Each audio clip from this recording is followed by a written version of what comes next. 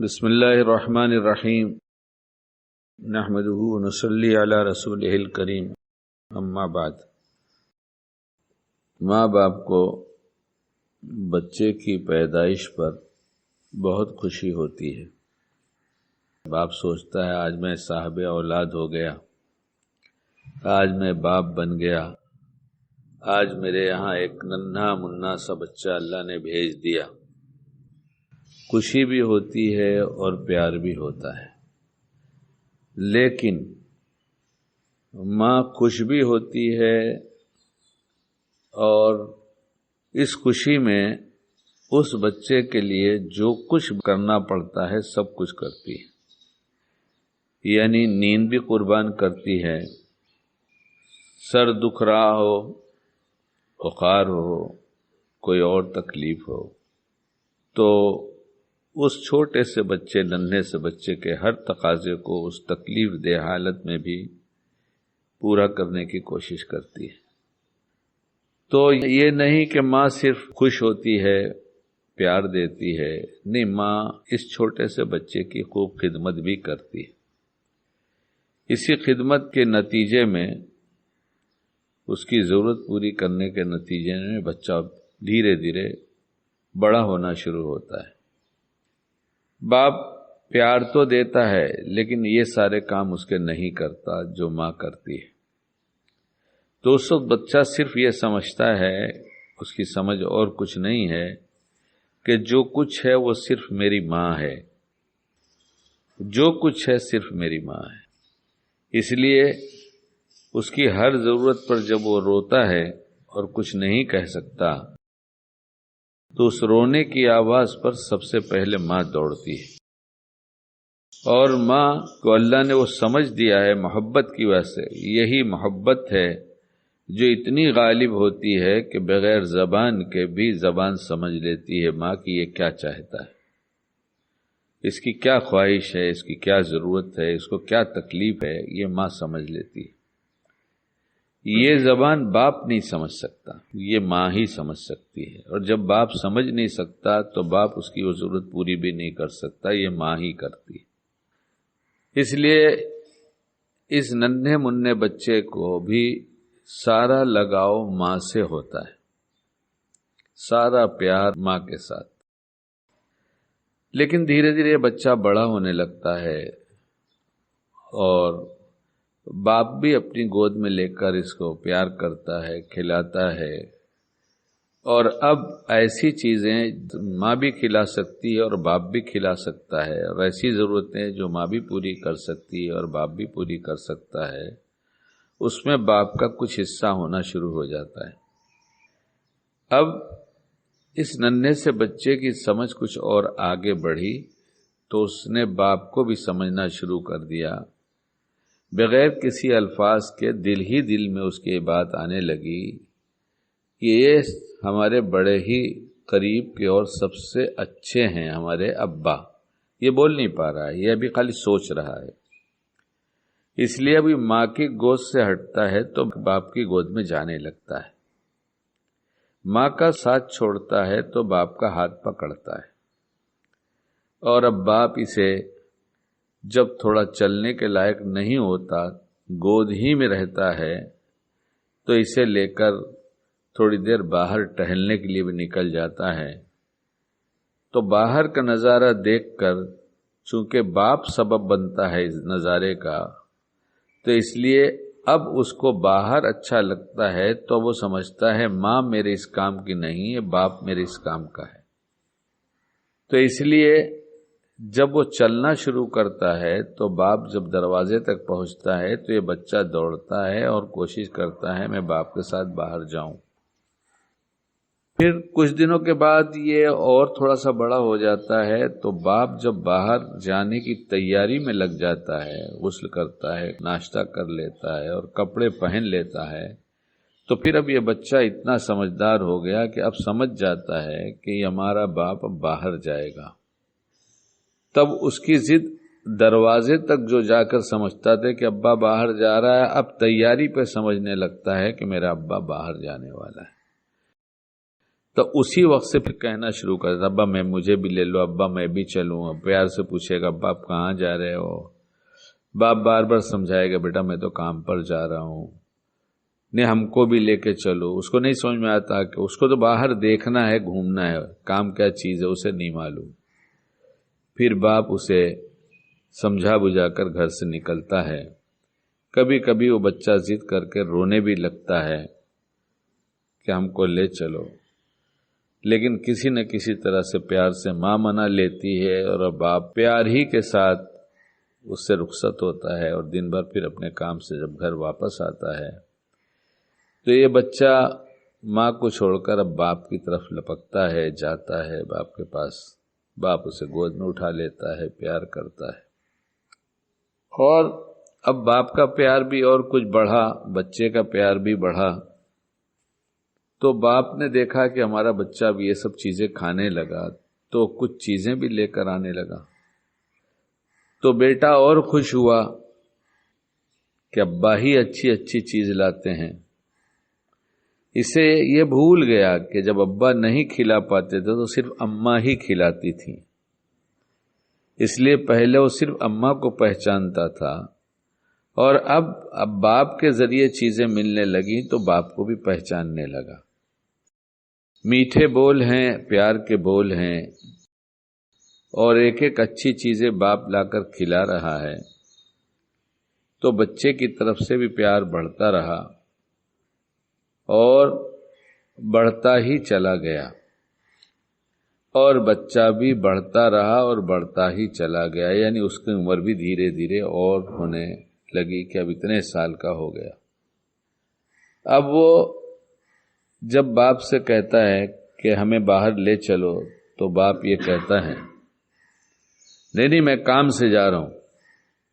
پہلے پیار سے سمجھاتا تھا، اب یہ بچہ ذرا بڑا ہو گیا تو اس کو ذرا سا تیز لہجے میں بولتا ہے، اور پھر یہ تھوڑا اور بڑا ہو گیا تو باپ غصہ کرے تو نہ سمجھے، سمجھتا نہیں ہے، میں کام پہ جا رہا ہوں تجھے لے کر جاؤں گا. اب یہاں اس عمر میں پہنچ کر باپ کا جملہ، باپ کا ڈھنگ، باپ کا رنگ، باپ کا انداز اس پیار میں ڈوبے انداز سے بالکل مختلف ہونا شروع ہو گیا. اب اس میں غصہ بھی شامل ہو گیا. دھیرے دھیرے بچہ بڑا ہوتا رہا اور ماں باپ دونوں ہی اسے سمجھانے میں اپنے غصے کو بڑھاتے رہے. اور جب بڑی عمر ہونے کے بعد ڈانٹ شروع ہو جاتی ہے، بگڑنا شروع کر دیتے ہیں تو پچھلے سارے پیار پہ پانی پھر جاتا ہے. کیوں بچہ چھوٹا پیار یاد نہیں رکھ پاتا کہ اتنا پیار میرے ماں باپ نے دیا ہے. یہ ہماری ذمہ داری ہے کہ ہمیں پیار دینا نہ چھوڑیں تاکہ وہ ہمیں نہ چھوڑے. جب تک پیار دیا تھا یہی بچہ لپٹ جاتا تھا، اور اب جب ٹیڑھے غصے والے بول، جھڑکیاں اور ایسی باتیں سننے لگا تو یہ بچہ بھی اب باپ اور ماں سے دل سے دور ہونے لگا. جسم سے دور اس لیے نہیں ہو سکتا کہ وہ ابھی ہو ہی نہیں سکتا، ابھی اس کی بہت ساری مجبوریاں ہیں. ان ماں باپ نے جنہوں نے اتنی عمر تک پیار دے کر پیارا بنایا اور پیارے بنے، اب یہ کیوں نہیں سمجھ رہے ہیں کہ ہمارے پیار نے اس کو پیارا بنایا تھا اور ہم کو بھی اس کی نظروں میں پیارا بنایا تھا.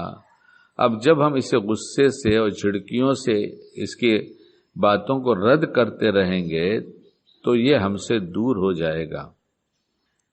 اور نتیجہ یہی ہو رہا ہے ہر گھر کا. پتہ نہیں اس کلپ کے بنانے کی ضرورت ہے یا نہیں ہے، یہ تو ہر ایک کا تجربہ ہے. لیکن ذرا ہم یہ سوچے تو صحیح، جو بچپن میں جب چھوٹا سا تھا تو ماں کا اتنا پیار تھا، باپ کا اتنا پیار تھا، بڑا ہوا تو باپ سے ضرورتیں پوری ہوتے دیکھا، خواہشیں پوری ہوتے دیکھا تو باپ کا پیار بڑھا. پھر ابھی بہت بڑا نہیں ہوا تھا، تھوڑا سا بڑا ہو گیا تھا تو دروازے پر جانے کا ٹائم لپٹتا تھا تو پیار سے سمجھایا جاتا تھا. پھر اور بڑا ہو گیا تو تھوڑا لہجہ بدلا، پھر اور بڑا ہوا تو پھر اب غصے کے الفاظ، کتنا سمجھاؤں تجھ کو سمجھ میں نہیں آتا. تیرا پڑھنے کا ٹائم ہے، پڑھنے بیٹھنا، ہر دم کھیلتا رہتا ہے. کھیلے گا تو پڑھے گا کب؟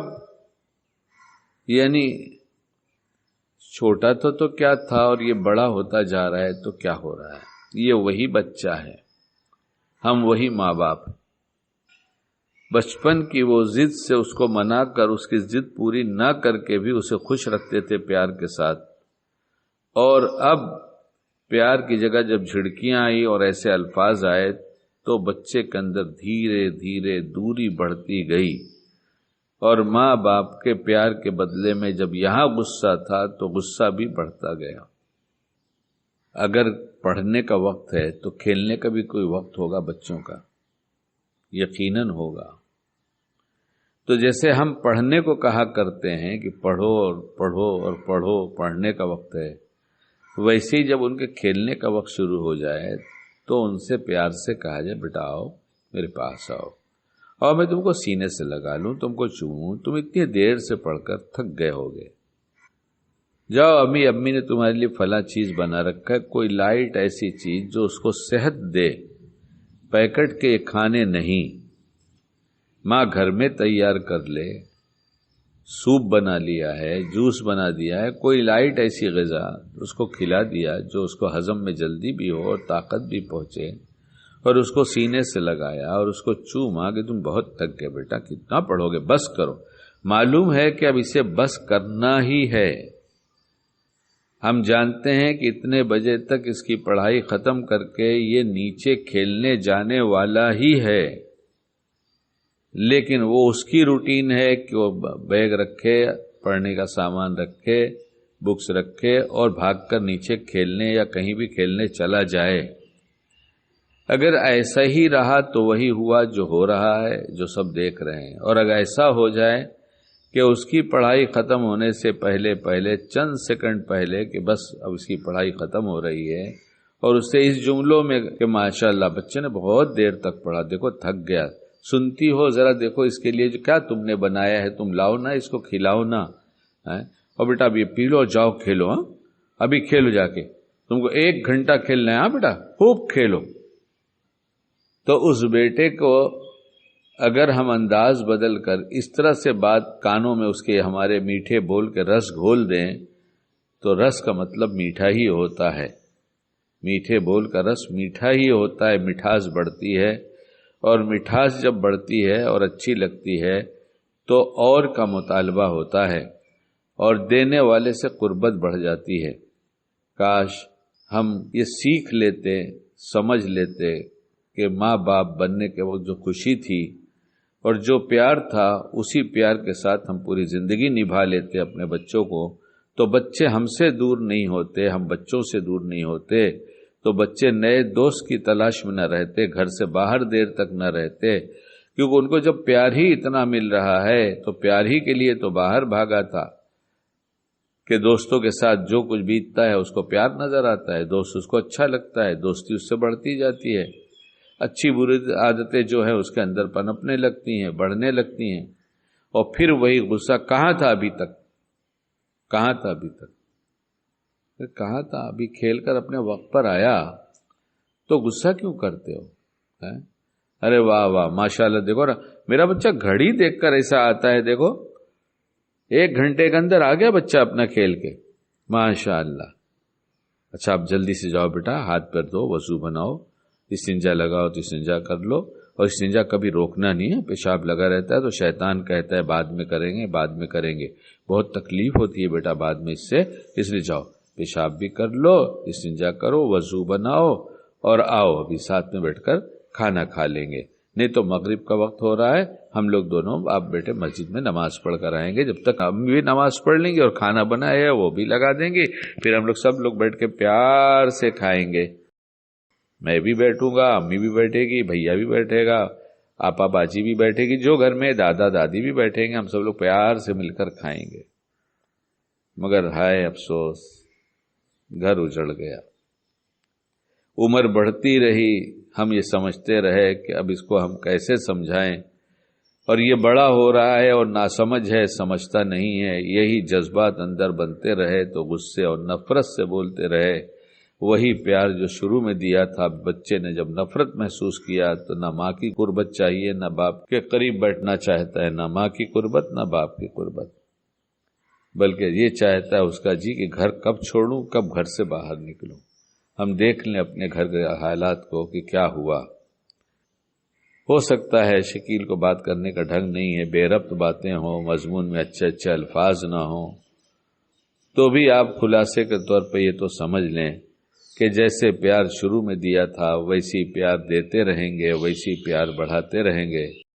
اور اب بچہ اگر جوان بھی ہو گیا تو باہر کی صحبتوں سے اسے بچانے کے لیے پیار جب ہمارا غالب ہوگا تو اسے باپ کی ہی یاد آئے گی، اتنا پیار تو مجھے کوئی نہیں دیتا، اتنا پیار تو مجھ سے ساتھ کوئی نہیں کرتا جتنا امی کرتی ہیں۔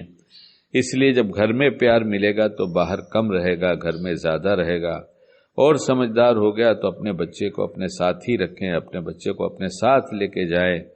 آپ بازار جاتے ہیں تو ساتھ میں لے کے جائیں، آپ کسی اور کام سے جا رہے ہیں جہاں مناسب لے جانا وہاں ساتھ میں لے کر جائیں۔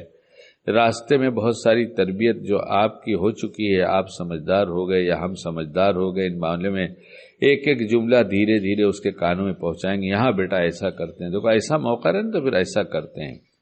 ہماری عادت ہے ہم جب جوش میں آتے ہیں تو بیٹھ کے خوب تقریر کر دیتے ہیں، نہ اسے یاد رہتی ہے نہ ہمیں یاد رہتی ہے بات کہ ہم نے کیا کہا۔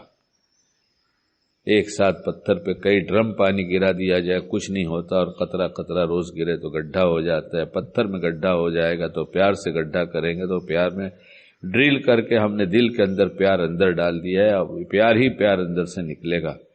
اللہ کرے ہم اپنے بچوں کے ساتھ ان کے حقوق کی پوری رعایت کرتے ہوئے، شریعت کی پوری رعایت کرتے ہوئے، اور غصے اور نفرت والے جذبات سے اپنے آپ کو بچاتے ہوئے ایسا پیار دے دیں کہ بچہ ساتھ چھوڑنے کو تیار نہ ہو، تو تربیت کا موقع بھی ملتا ہے، باتیں بھی ملتی ہیں، اور تربیت بھی آسان ہوتی ہے۔ اللہ تعالی ہمیں کہنے سننے سے زیادہ عمل کی توفیق دے۔ شرعی سب کے حقوق ہوتے ہیں، اگر ہم نے بچوں کا حق ضائع کیا تو کل قیامت میں اس کا حساب دینا پڑے گا۔